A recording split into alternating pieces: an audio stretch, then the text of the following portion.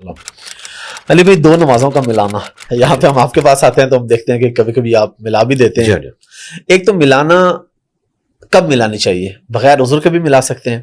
اور اسی کے ساتھ ہی میں سوال ایک دفعہ پوچھ لوں اور آپ ڈیٹیل میں جواب دے دیں. قصر نماز کی کیا حیثیت ہے؟ کتنے کلومیٹر کے بعد ہوگی؟ اور اگر اس وقت میں آپ کو جماعت ملی تو افضل کیا ہے؟ پوری پڑھنا افضل ہے کہ قصر پڑھنا افضل ہے؟ دیکھیں یہ دو الگ سوال ہے. میرا خیال ہے ہم پہلے پورشن کو پہلے ایڈریس کرتے ہیں. قصر کو آپ الگ کریں. ٹھیک ہے. جو نمازوں کو جمع کرنا، ٹھیک ہے. اس حوالے سے جو جامعہ ترمذی کی اور حاکم کی ایک روایت پیش کرتے ہیں کہ جس نے نمازوں کو جمع کر لیا یا وقت گزار دیا تو وہ جہنم کے کنارے پہ آ گیا. یہ تو جعلی روایت ہے. جو صحیح روایتیں ہیں وہ تو امام ترمذی نے خود بھی اس کے اوپر جرح کی ہوئی ہے. یہ اکثر لوگ پیش کر رہے ہوتے ہیں. جو صحیح روایتیں ہیں وہ تو مسلم شریف میں ہیں. اوپر تلے 10 احادیث ہیں. 1628 سے 1637 انٹرنیشنل نمبر کے مطابق، 1628 سے 1637 تک.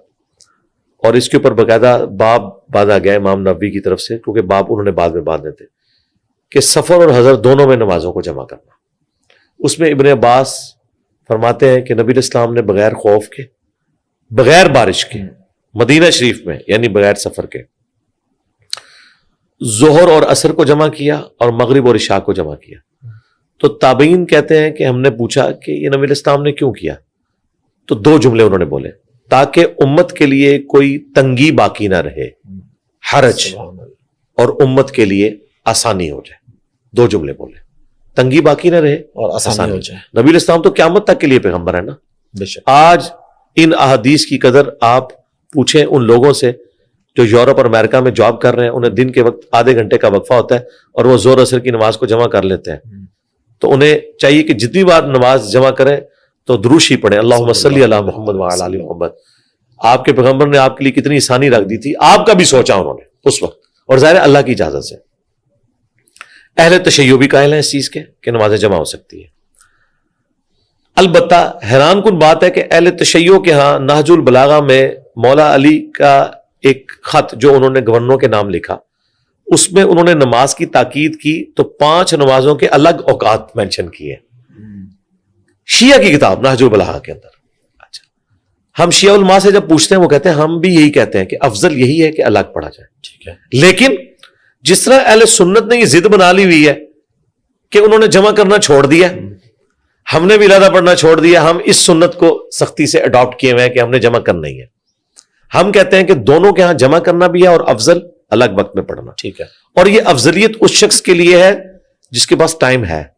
لیکن جس کے پاس ٹائم نہیں ہے یا کوئی مسافر ہے، مسافر تو ہمیشہ ہی نمازوں کو جمع کرے گا نا. اس کے علاوہ بھی یہ کہنا کہ مجبوری ہونا شرط ہے، بھائی جب ابن عباس یہ کہہ رہے تھے بغیر خوف کے، بغیر بارش کے، بغیر سفر کے، اب کتنے ایک یعنی بعض علماء غلو کا شکار ہیں، وہ کہتے ہیں جی انہوں نے بغیر خوف، بغیر بارش، بغیر سفر بولا ہے، بغیر مجبوری تو نہیں بولا. بھئی وہ یہی تو بتانا چاہ رہے تھے. اگر انہیں پتا ہوتا کہ آپ نے یہ پخ نکالنی ہے ابن عباس کو آج کے زمانے میں تو یہ بھی ساتھ بول دیتے. جب کوئی یہ بات کر رہا ہے وہ کیوں کر رہا ہے؟ ابن عباس فقیہ صحابی تھے، انہیں پتا تھا کہ بڑی بڑی یہ 3 وجوہات ہیں، خوف، بارش اور سفر، جس کی وجہ سے نمازیں بھی قصر ہوتی ہیں. سفر کے اندر نمازیں نبی الاسلام نے جمع کی ہیں، ایون جماعت بھی چھوڑی جا سکتی ہے. جو بخاری مسلم میں ہے کہ بارش میں تو نبی الاسلام اناؤنسمنٹ کرواتے تھے سلو فی الرحال، گھروں میں نماز پڑھو. سردیوں میں بھی گھروں میں نماز پڑھ لو، زیادہ سخت سردی ہو. تو وہی بتانا چاہ رہے تھے. اور پھر آگے جملہ دیکھیں کہ امت کے لیے آسانی ہو جائے، کوئی تنگی باقی نہ رہے. اس زمانے میں بھی یہ مسئلہ کھڑا ہوا تھا. ابن عباس ایک دفعہ درس دے رہے تھے، مغرب کا وقت داخل ہو گیا، انہوں نے درس کنٹینیو رکھا. ایک بندہ کھڑا ہوا، ان کا حضرت مغرب کی نماز پڑھائیں. ابن عباس نے کہا بیٹھ جاؤ. 2 بار 3 بار ان کو غصہ آ گیا. انہوں نے کہا تو مجھے سنت سکھائے گا؟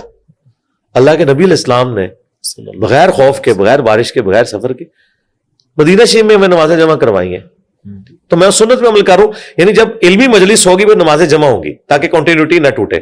ہم بھی یہی کرتے ہیں، اتوار والے دن یہ اس طریقے سے نمازیں جمع کرتے ہیں تاکہ کنٹینیوٹی نہ ٹوٹے. اور ویسے روٹین میں ظاہر روٹین میں لادا ہی پڑھتے ہیں، اپنے اپنے وقت میں پڑھتے ہیں، ہمیشہ سے یہی ہے. اچھا، اب اگلی چیز، اس تابی نے جب ڈانٹ کھائی نا، مسلم شریف میں آتا ہے ابن عباس کی، وہ اٹھے، ان کو یقین نہیں آیا، ان کا شاید یہ غلط بیانی کر رہے ہیں. حضرت ابو ہریرہ کے پاس چلے گئے اور پوچھا تو حضرت ابو ہریرہ نے انہیں ڈانٹا، ان کا بالکل ابن عباس نے ٹھیک کہا، یہ نبی کی سنت ہے. ٹھیک ہے، میں جب یہ حدیث بیان کرتا ہوں میں کہتا ہوں ایک سنی کھڑا ہو گیا. پھر ابو ہریرہ نے اسے بتایا کہ بھائی ابن عباس شیعہ نہیں ہے، یہ سنیوں کا مسئلہ ہے. ٹھیک ہے، یہ ایگریڈ اپون مسئلہ ہے. اب رہا یہ کہنا کہ امام ترمذی نے جامعہ ترمذی میں نقل کیا ہے کہ امام شافعی اور احمد بن حنبل کہتے ہیں کہ اگرچہ یہ حدیث صحیح ہے لیکن بغیر مجبوری کے نماز جمع نہیں ہو سکتی. تو بھائی یہ اماموں کے فتوے ہیں. ٹھیک ہے، وہ حدیث خود بول رہی ہے. اچھا اب آ جائے اگلا ورژن، مجبوری کے ساتھ ہو سکتی ہے، یہ پیش کرتے ہیں نا. پھر انہیں ماننا چاہیے مجبوری میں ہو سکتی، یہ مجبوری میں بھی فقہ حنفی قائل نہیں ہے. یہ ہمیں لا کے قرآن سے آیت پیش کرتے ہیں ان الصلاۃ کانت علی المؤمنین کتابا موقوتا، کہ جی نماز مومنین پر وقت باندھا ہوا فرض ہے. وہ کہتے ہیں لہذا پھر یہ اپنی دو نمبری چھوڑو، جو تم یہ کہتے تھے کہ مجبوری ہو تو مجبوری بھی ہوئی تو پھر بھی تم نہیں جمع کے قائل، تو پھر سیدھی بات بتاؤ اندر کی بات کیا ہے.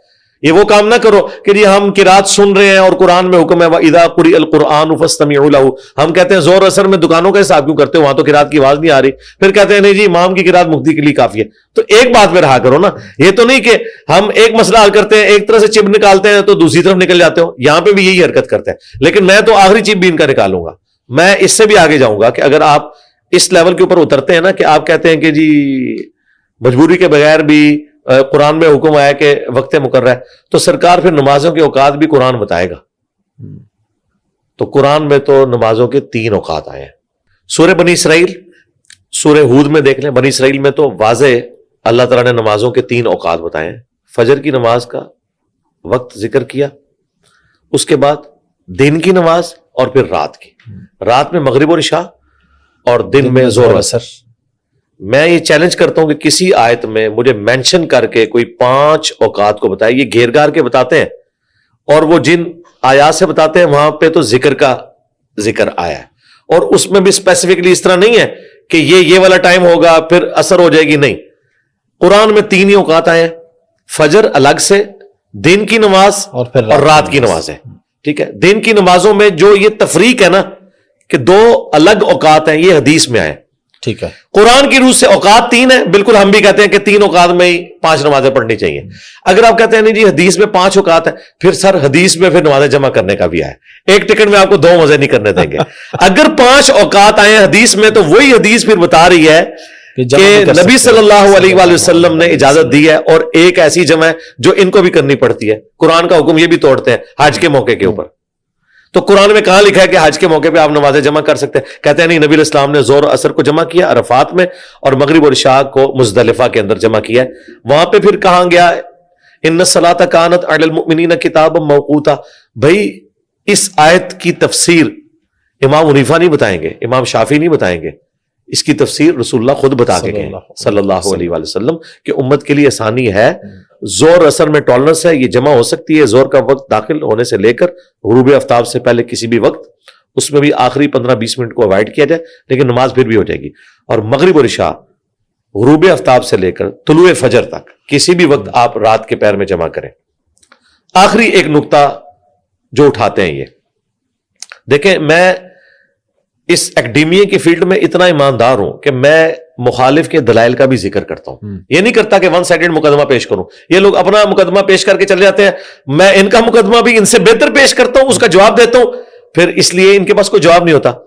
آخر میں یہ کہیں گے کہ مسلم شریف میں وہ جو حدیثیں آئی ہیں نا نمازیں جمع کرنے والی، تو اس میں 2 تابعین آپس میں گفتگو کرتے ہوئے کہتے ہیں کہ لگتا ہے کہ نبی علیہ السلام نے مغرب کو آخری وقت میں پڑھا ہوگا اور عشاء کو اول وقت میں پڑھا ہوگا، اور ظہر کو آخری وقت میں اور عصر کو اول وقت میں. یہ تابعین کا جو قول اس میں نقل ہوا ہے نا آپس میں گفتگو، اس کی پلی لیتے ہیں پھر حنفی حضرات. وہ کہتے ہیں دیکھو جی یہ جمع سوری ہوئی ہے، یعنی یہ جمع تقدیم یا جمع تاخیر نہیں ہے، جمع سوری ہے. اور پھر وہ کہتے ہیں جمع سوری کو تو ہم بھی مانتے ہیں. اچھا آپ مانتے ہیں تو سرکار پھر اس کا ڈھنڈورا پیٹے، کوئی ہمیں مسجد ایسی دکھائیں جہاں آپ جمع سوری کرواتے ہوں، تاکہ وہ مجبور حضرات جو لوگ 3 اوقات ہی نکال سکتے ہیں وہ جا کے جمع سوری کر لیں. کرتے کوئی نہیں، صرف کہنے کی حد تک ہے، صرف ایک جواب دینے کی حد تک. دوسری بات، یہ تابعین کا اپنا خدشہ ہے، ہمارے نزدیک یہ ان کا موقف غلط ہے. ٹھیک ہے، اس کی وجہ یہ ہے کہ جامعہ ترمذی میں باقاعدہ حدیث موجود ہے کہ نبی علیہ السلام نے جمع تقدیم بھی کی ہے، یعنی زور کے ساتھ اثر، جمع تاخیر بھی کی ہے اثر کے وقت میں جا کے زور اثر، ٹھیک ہے، اور جمع سوری بھی کی ہے۔ یہ تینوں طریقے کو امام ترمذی نے پوری تفصیل کے ساتھ لکھا، یہ سنت ہے۔ بلکہ بخاری مسلم میں یہ آیا ہے کہ نبی علیہ السلام اگر ظہر کے وقت گھر سے ٹریولنگ سٹارٹ کرتے نا تو زور اثر کو آپ جمع کر کے نکلا کرتے تھے، اور اگر آپ صلی اللہ علیہ وآلہ وسلم زہر سے پہلے نکلتے تو پھر آپ پڑاؤ اثر کے وقت میں کرتے تھے، زور اثر کو وہاں جمع کرتے تھے تاکہ یہ یعنی ایک ہی وضو میں دونوں نمازیں پڑھی جا سکیں۔ اب یہ کہنا کہ جو نبی علیہ السلام نے مسجد نبوی میں نمازوں کو جمع کیا، اس کا مطلب کوئی یہ بتا رہا ہے کہ نبی علیہ السلام نے پہلے مغرب کی اذان دلوائی، 1.5 گھنٹے بعد عشاء کا وقت داخل ہوتا ہے ایٹ لیسٹ عرب میں بھی اور یہاں سب کانٹیننٹ میں، پھر 1.5 گھنٹے انہیں کہا کہ میں امت کے لیے ثانی کرنے لگوں، تم 1.5 گھنٹے انتظار کرو، اور جب 10 منٹ رہ گئے عشاء کا وقت داخل ہونے میں تو کہا چلو مغرب پڑھو عشاء، تو یہ آسانی ہو رہی ہے، یہ تکلیف میں ڈالنے والی بات ہے، وہ 1.5 گھنٹہ آپ نے زندگی کا چھین لیا۔ آسانی امپلائڈ اس کے اندر ہے کہ پورے اس پورشن میں کسی بھی وقت 2 نمازوں کو جمع کیا جائے۔ پھر اس زمانے میں تو آپ گھڑیاں بھی نہیں تھی، کون حساب لگا سکتا ہے کہ جی 6:18 پہ ہو ری ہے مغرب اور عشاء ہونی ہے جی 7:00 پہ، لہذا 7 اتنے پہ آپ مغرب پڑھ، یہ ہو ہی نہیں سکتا۔ یہ ایک ٹالرنس ہے کہ زور کا وقت داخل ہوا، اب آپ کسی بھی وقت اندازے سے سینٹر میں کر لیں وہ سوری ہے، زور کے ساتھ ہی کر لیں وہ تقدیم ہے، اور عصر کے وقت میں کر لیں وہ تاخیر ہے۔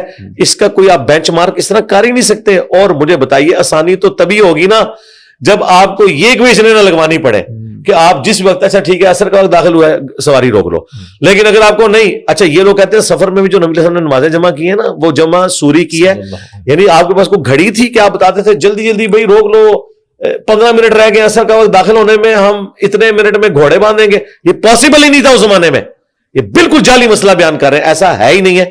یہ تینوں طریقے سنت ہے، زور کے ساتھ اثر، سینٹر میں، اور آخری وقت آخر میں۔ اور اس کو سپورٹو وہ مسلم شریف کی حدیث ہے، وہ جو ایک عورت تھی جسے استحاضہ کا ایشو تھا، یعنی حیض کے بعد بھی خون آتا تھا، اس پہ غسل تو نہیں ہوتا لیکن وضو تو کرنا پڑتا ہے، تو نبی علیہ السلام نے اسے کہا تھا کہ تم زور آخری وقت میں اور اثر اول وقت میں پڑھ لیا کرو۔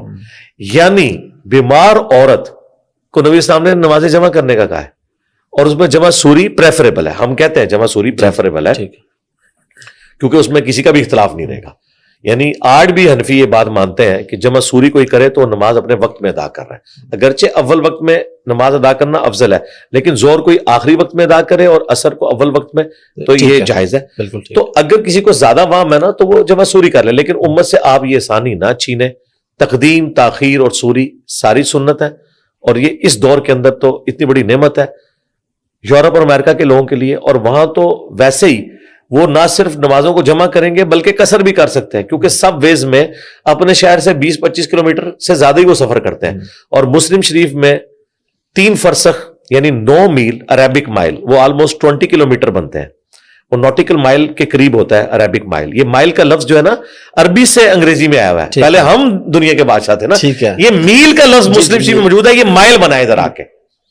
تو 20 کلومیٹر سے زیادہ اگر کوئی شہر سے باہر نکلتا ہے، اور بخاری شریف میں آئے کہ 19 دن کے اندر اندر اس کا قیام ہے، ٹھیک ہے، تو پھر وہ نمازوں کو قصر بھی کر سکتا ہے، نمازوں کو جمع بھی کر سکتا ہے۔ باقی جو اس میں جماعت والا ایشو ہے نا، مسافر سے جماعت والا معاملہ پھر ساکت ہو جائے گا، ظاہر ہے وہ آلریڈی ایک کیٹاسٹرافک کنڈیشن میں، ٹھیک ہے، تو اس کے لیے ضروری نہیں کہ جماعت کا اہتمام کرے۔ ایون عام ایک مقیم ہے وہ نمازوں کو جمع کرنا چاہتا ہے تو ظاہر ہے زور تو پڑے گا جماعت سے، اس کے بعد اثر اب نہیں پڑے گا نا۔ جماعت کیسے کروائے؟ یا تو پھر کسی کو کہ 2 سنتیں تم نیت کرو میں ساتھ تمہارے کر لیتا ہوں، یا اور سولوشن میں نے دیا ہے کہ آپ 1 والی مسجد میں زور پڑھیں، 1.5 والی میں اثر کی نیت کر لیں زور والے امام کے پیچھے، یہ بھی جائز ہے۔ بخاری میں ہے، مسلم میں بھی، معاذ بن جبل کہتے ہیں کہ میں نبی علیہ السلام کے پیچھے عشاء کی نماز پڑھتا تھا، پھر اپنے گاؤں میں جا کے گاؤں والوں کی عشاء میں امامت کرواتا تھا۔ اس سے امام بخاری نے رزلٹ نکالا ہے کہ جو نفل والا متنفل ہے اس کے پیچھے فرض والے کی نماز درست ہے۔ اگر نفل والے کے پیچھے فرض والے کی نماز درست ہے تو فرض والے کے پیچھے دوسرے فرض والے کی نماز بھی درست ہوگی۔ ایون تراویح میں بھی کوئی لیٹ ہو جاتا ہے تو وہ تراویح میں عشاء کی نماز کی نیت کرے, جب امام 2 پڑھ کے سلام پھیرے وہ 2 اپنی پوری کرے, اسے جماعت کا ثواب بھی مل جائے گا. کتنی بڑی آسانی ہے. ٹھیک ہے. تو الحمدللہ عرب ملکوں میں تو آپ اگر گئے تو آپ نے آبزرو کیا, وہاں تو کوئی نماز بھی پڑھ رہا ہو وہ کندھے پہ ہاتھ دے کے ساتھ کھڑے ہو جاتے ہیں. یہ بالکل ٹھیک ہے, ایک بڑی آسانی والی بات ہے. جامعہ ترمذی میں ہے, نبی الاسلام مسجد میں بیٹھے تھے, ایک شخص لیٹ آیا, نبی الاسلام نے فرمایا کون اپنے بھائی کے لیے قربانی کرے. تو حضرت ابوبکر صدیق رضی اللہ تعالیٰ عنہ کھڑے ہوئے, ان کا میں قربانی کروں گا. تو آپ نے فرمایا اس کے ساتھ جماعت کرواؤ, تمہارے نفل ہو جائیں گے اس کے پیچھے, اس کے فرض ہو جائیں گے, اسے جماعت کا ثواب. یعنی جو بندہ نماز پڑھ چکا ہے وہ بھی اگر نفل پیچھے نیت کر لے تو جماعت کا ثواب مل جائے گا. تو جماعت کا ثواب ضائع نہیں کرنا چاہیے.